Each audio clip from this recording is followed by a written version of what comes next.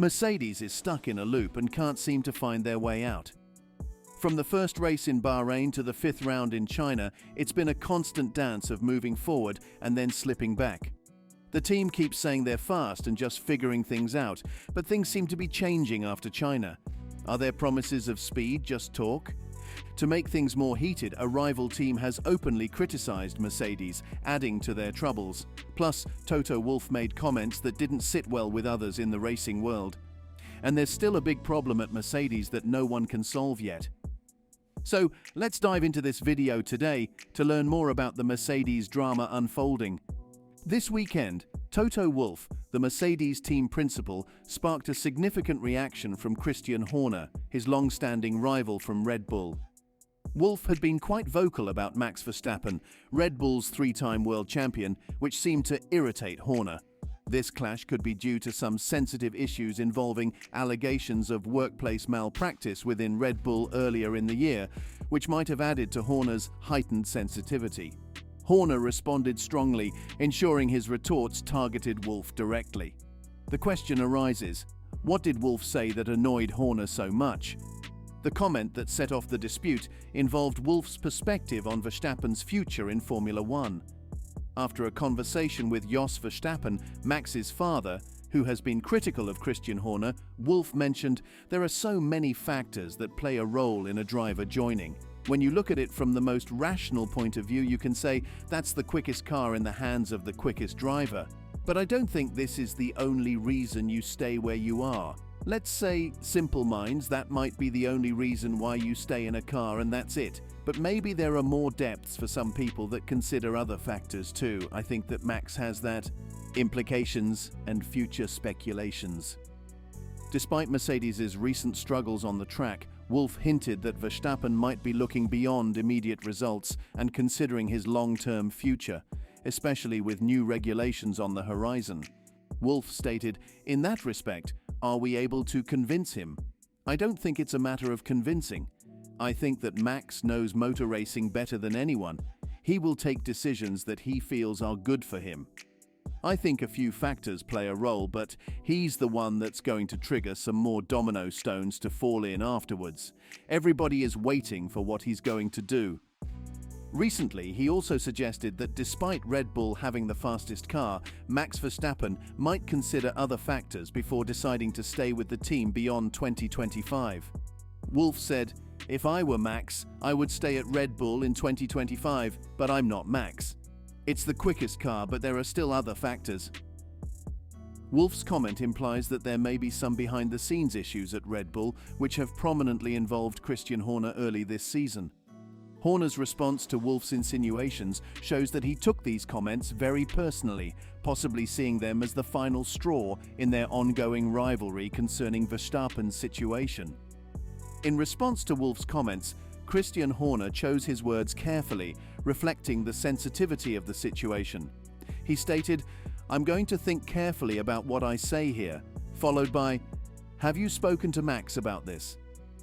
If you speak to Max, and it's not about pieces of paper at the end of the day, we know that he has a contract to the end of 2028.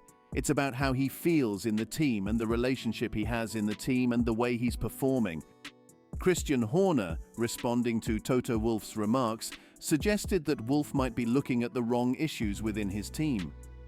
Instead of focusing on trying to lure drivers like Verstappen, who are clearly committed elsewhere, Horner hinted that Wolff should pay more attention to deeper problems within Mercedes.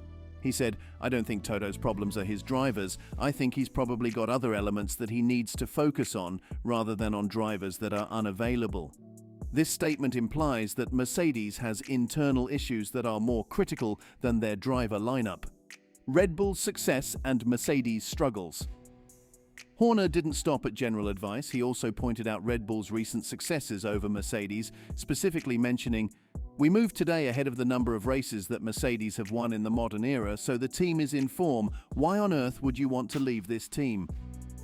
This remark further showcases Red Bull's ascendancy in F1, contrasting it with Mercedes' current challenges on the track. Horner further critiqued Mercedes' performance, noting their difficulty in making effective changes to their cars and hinting that they lagged behind even their customer teams. Finally, Horner shifted the conversation towards the broader F1 driver market, subtly suggesting that Mercedes might soon face challenges of its own with retaining talent.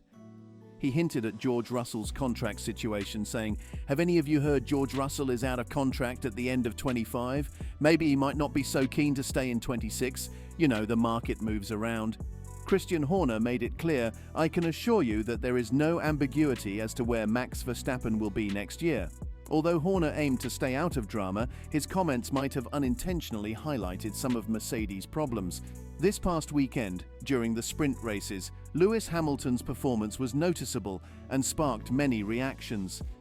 Critics and staunch supporters of Hamilton might react strongly to this. While some criticize him harshly, his loyal fans often defend him quickly. Despite the mixed views, it's important to note that Hamilton still shows strong racing capabilities. Currently, Mercedes consistently finishes between third and fourth place, which is quite disappointing for the team. This suggests that the problem isn't with Hamilton or any other driver, but rather with deeper issues within the team itself. These challenges may stem from fundamental decisions about the team's direction in the past few years. Mercedes seems to have missed the mark on the technical development of their car, which is a significant factor in their current performance. A few years ago, the person who used to lead the technical side of Mercedes decided to retire after 7 successful years at the top. Many consider him one of the best technical directors ever, second only to Adrian Newey, and some even think he's the best. However, not long after he left, his replacement, Mike Elliott, didn't manage to handle the job well. Because of this, within just 6 months, Elliott stepped back and the former director had to come out of his retirement to take charge again, even though he really wanted to stay out of the spotlight. Christian Horner has hinted that Mercedes' problems aren't just about who's driving their cars, but more about issues with how the team is technically managed. He suggests that Mercedes' technical strategies are currently quite unclear and directionless, and it looks like he might be right. Technical troubles at Mercedes. Mercedes has been facing some big problems, and their usual response has been to trust the computer's output. But something isn't right. Either the data, the computer, or how they're reading the information is off because things aren't making sense. BBC F1 journalist Andrew Benson pointed out on the Checkered Flag podcast that the main issue isn't about the team's management, but more about understanding the technical aspects. He said, "The issue isn't a management issue, it's a technical understanding issue. He's Wolff not designing the car, the issue is the car design." The discussion then shifts to Mercedes' technical department and whether any big changes will exist. Some people wonder if James Allison, the technical director, might be replaced. But Benson finds that idea unlikely, stating, "James Allison is incredibly highly regarded. Most people would regard him as the second best technical leader in Formula One behind Adrian Newey. I think most people would think they'd lose their marbles if they got rid of Allison." This highlights how well respected Allison is in the Formula One community, seen only behind Adrian Newey in terms of capability. While bringing back Allison might not have caused the current issues, it's now largely on him to correct the course.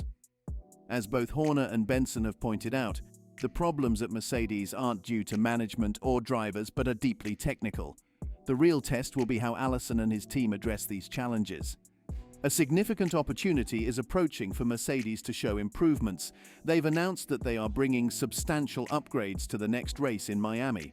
This could be a turning point where we see if Mercedes can start to solve their technical puzzles and get back on track. So, what do you think of the radical changes in Mercedes?